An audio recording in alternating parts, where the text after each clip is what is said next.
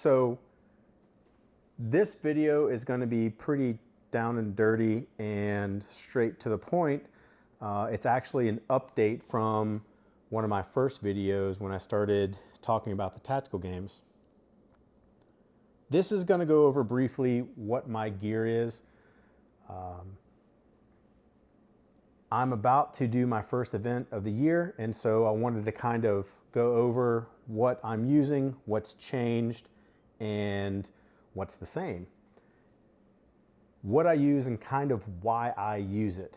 It's not for everyone, but it gives you an idea of someone. I've been competing for a few years now, and what I've seen help me, what gear has helped me out, and what I've gone towards to try and help me out.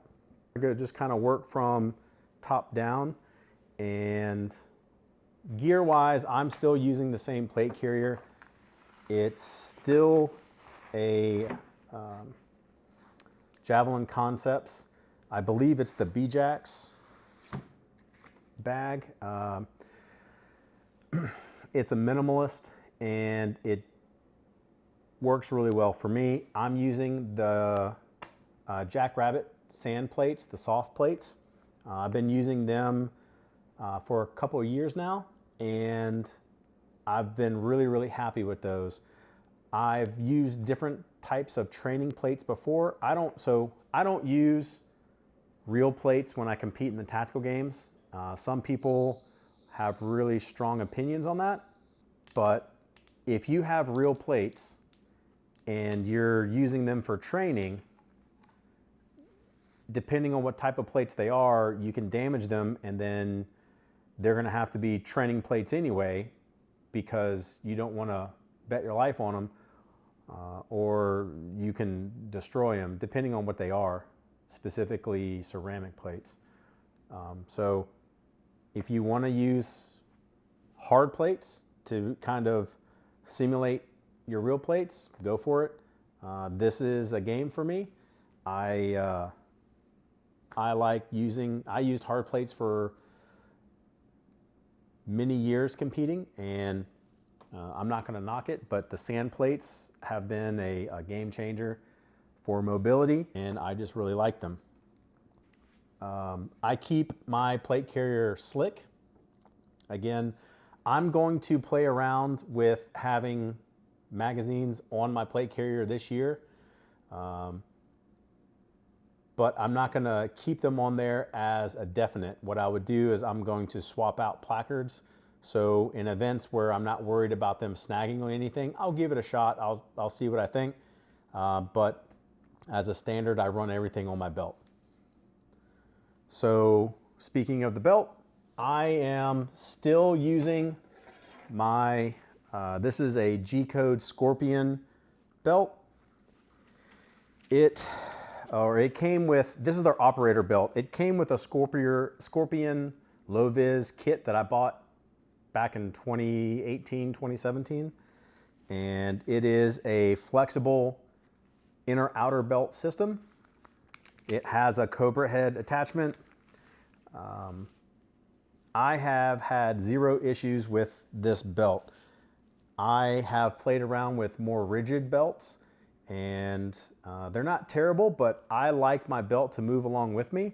So that's something that I've kept a constant since 2019 when I started the tactical games, and I still use it today. I've been using the G-Code Scorpion mag pouches. They're a rifle and pistol, and I do stack, not all of them, but some I stack. And on the front, these are some S-Tac Kiwi pouches. Depends on, I've heard people say it both, but basically I went to an angled pistol mag on the front. So one, it aids in reloads, but it also keeps the magazines from pointing up right here in the front when I'm bending down to pick up a heavy sandbag, or if I'm bringing my knees up on a rope climb, or basically it just helps with maneuverability.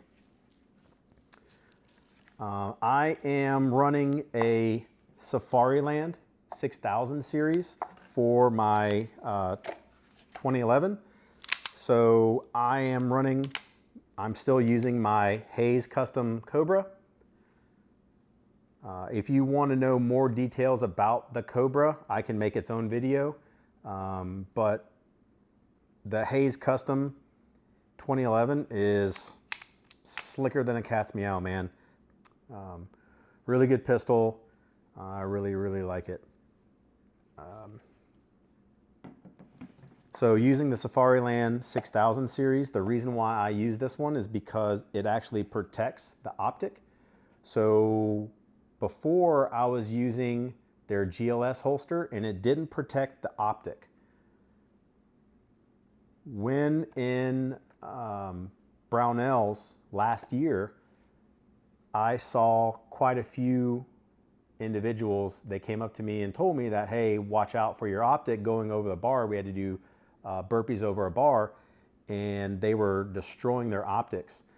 These weren't cheap optics. They were Trigicons, and I believe there was another Delta Point that got crushed. I know there were some Vortexes that got crushed. This is my Delta Point Pro, and all the all the tattoos that are on this, I'll give you some close-up shots later. All the tattoos and all the scrapes and all there, that came from Brownells that year when we were doing bar over burpees. And I had to be really, really cognizant of not destroying my optic. With this holster, with Safariland 6000 series, I don't have to worry about that anymore. I don't have to worry about doing burpees on the ground. I don't have to worry about anything running into my optic. It protects everything and it's completely shrouded. So that's really, really nice. On Safariland ALS systems, I put the Oregon Trail Defense nub mod on all of my ALS holsters. Doesn't matter which ones they are. When I use them for work, when I use them for competition, they all get an Oregon Trail Defense nub mod. They're not super expensive, maybe like 20 bucks. What I have updated on my belt rig is I went to a True North Concepts modular holster adapter. I was having some slight issues with height. You know, when you run a 2011 that has a super aggressive grip, or if you have iron sights that are super aggressive, you know, I've gotten plenty of scars, and I'll show them to you, competing when you're doing farmer's carries or anything that keeps your arms rubbing along the aggressive nature of these firearms.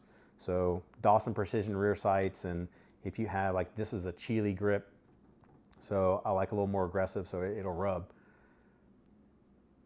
I had to move to right on my waist to bring it up high enough, but I was always looking for something to give me somewhere between on the waist and not a low drop, but something just a little bit more somewhere in between. So when you have to get into action shooting, it gives you a little bit lower of presentation on your holster, and so it allows you to get just a little bit faster. Also, what I really liked about the modular holster adapter is it allowed me to add negative cant into my holster. Still running T-Rex Arms thigh strap. Nothing super crazy about it, but I like how it has some grip texture in here and it allows you to, so it doesn't slide around. I just sandwiched it between the QLS fork and the holster adapter. So not a whole lot's changed on here. So I'm excited to try that new modular holster adapter to see how that works. Moving into my rifle, what I'm using right now is the Sons of Liberty Tactical Games Edition rifle. And the only thing that I did different to this is I took the 3-prong off and I put a A2 style flash hider on there. I just like the idea of having a flash hider on there a little bit more than the 3-prong. There's a number of reasons, and not necessarily for competition.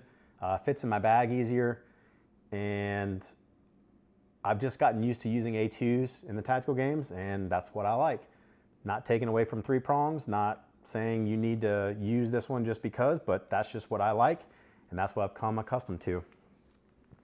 The other thing that I've changed in here is that Sons of Liberty, they started making a marksman barrel, and I put that marksman barrel in this rifle. It is their more accurate barrel. It's meant for accuracy versus just hard use. I mean, don't get me, it'll still work well for hard use, but it is from the ground up designed to be a more accurate barrel. And what they did is they went away from a more traditional rifling and they went to like a polygonal style rifling. It's a 1-in-7 twist. That is a topic in itself. We can delve into that later if you want. You can let me know if you want to know more information on that, but that's what I'm using in here. They sell those barrels a la carte, so if you are interested in that, I would definitely tell you to go and take a look at their marksman barrels, their SPR style barrels. I did replace the trigger to a Trigger Tech Diamond trigger. It's a 2-stage trigger. I am a fan of a 2-stage trigger. This is purely personal preference. I mean, I'm not saying that you have to have a 2-stage. I'm not saying you have to have a single stage. I'm saying that I personally like a 2-stage. It allows me to prep the trigger and take a more precise shot when I need it, especially when we're doing longer distance stages. But it doesn't hinder me in the action stages either. Taking fast, quick follow-up shots, it's still very, very crisp and easy to use. I did put a Magpul bad lever on here. That is, there's a number of reasons why I use it. I don't use it all the time, but there are specific reasons why I use it. Again, if you want to go into that more, you can let me know and I'll delve into more of the why. I also changed the butt stock to a B5 Bravo stock. That's just what I prefer. I like Bravo B5 stocks because the QDs in the stock are anti-rotation. A lot of stocks, the QDs will just swivel and they'll tangle up your sling, and that has been a pet peeve of mine. I didn't know it was an issue until I started competing, but the reason why I use the B5 Bravo is simply because I like the ergonomics of it. It's a good footprint. It gives me just a slight angled cheek weld and the anti-rotational QD points. All pluses to me. Also, there is on the back of if you take their butt pad off, there's actually a spot for a multitasker tool. And that tool, if you have it, so I've been at competitions before where people come up to me and said, hey, my castle nut came loose. You know, my optic came loose. Can you help me out? And that tool is a multi-use tool, and it doesn't take up any other space that I'm already using. So all I have to do is pop off my butt plate, and there's my multi-tool right there that's made specifically for an AR. I'm going to make a separate video for that. I've been using it for a few years now, and I have become a big fan of that. It has helped out a few times, and so I will give it its own video. Speaking of the sling, so I use an Edgar Sherman sling. I've used their slings, so I have tried a few different company slings. I have found that the Edgar Sherman sling is a minimalist sling.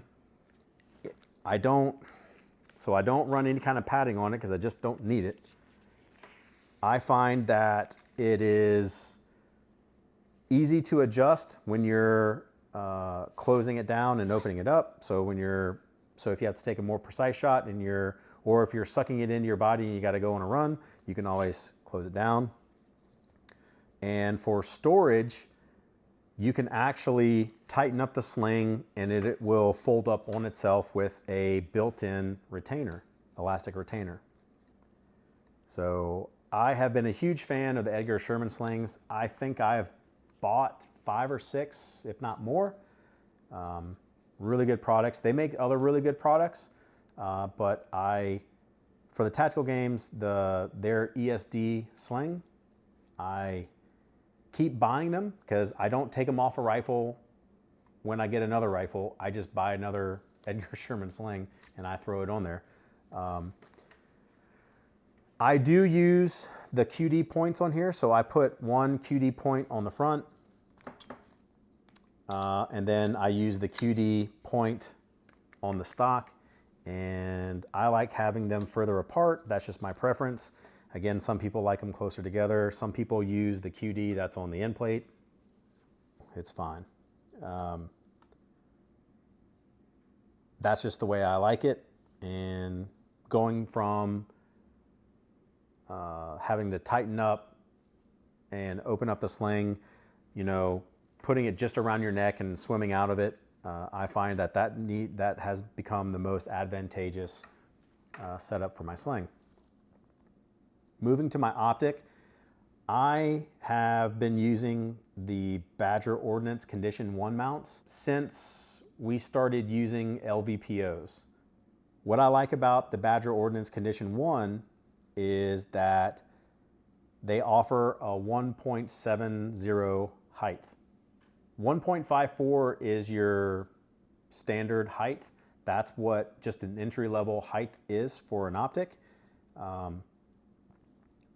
Specifically for the tactical games, I have found, or if I'm going to use a rifle where I'm going to be shouldering it quite a bit, not necessarily in the prone, but getting into a barricade and shouldering it, for my neck, I find the 1.7 height to be the most advantageous for me. Badger Ordnance was, to my knowledge, the first to offer that height. There are now other companies that offer that height, but that wasn't the case for the longest time. We used Badger Ordnance when I was in the Marines, and that's kind of how I, first was exposed to them.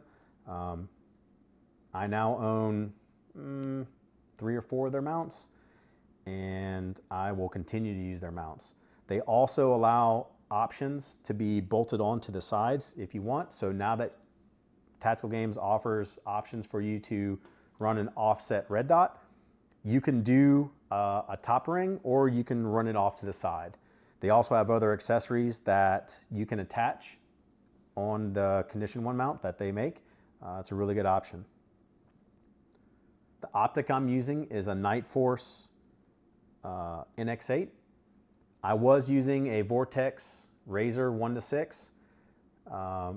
The main reasons why I went to a Night Force is I'm a fan of first focal plane when I'm having to use holds and I'm having to shoot out to distance.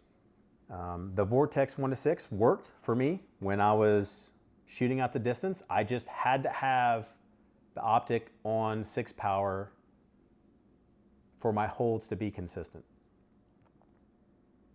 The benefits to going to a first focal plane is that my holds are the same no matter what.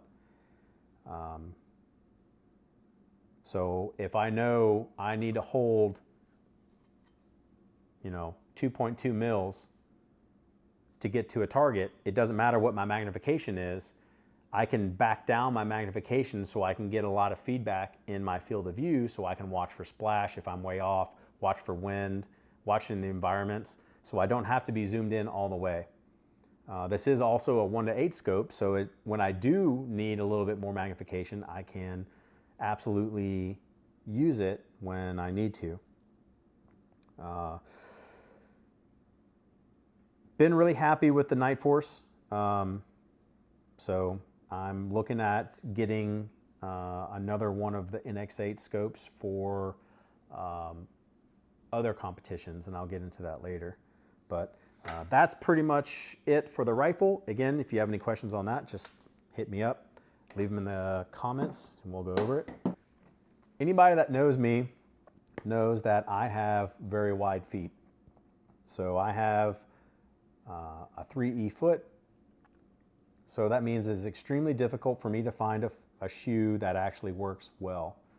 What I have found is that a good all-around shoe that will give you really good traction, will allow you to climb a rope, works well on concrete, works well in gravel, dirt, mud, is I've been using these Under Armour charged Maven trail shoes.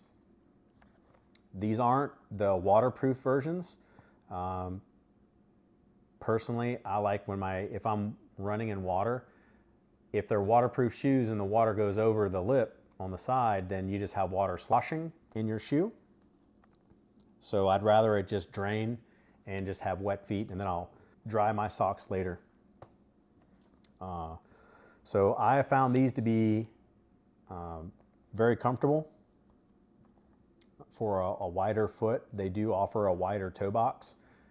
These have worked really, really well for me. So the charged Maven trail shoes have done really well. Climb a rope well, and when I was ROing at GTI, we were on concrete a lot, and these had good traction. They didn't slide all over the place, so I've been happy with those. They do make a mid-top. These work when I absolutely need some ankle stability if I'm doing something. That's it real quick, just an update in some of my kit and gear and what I'm using. So if you have any questions, you can hit me up in the comments. You can hit me up on the side, ask me a question, and we'll talk. That's pretty much it. So thanks for watching, and hope to see you out at Brownells in Iowa. That's going to be my first event this year. So I'm looking to do Brownells in Iowa, Utah, South Carolina, and then of those 3 events, I am hoping to qualify for nationals, and then I will see you at nationals. So that's it for this video. Thanks for watching. Like, subscribe, tell your friends, and until then, see you at the range.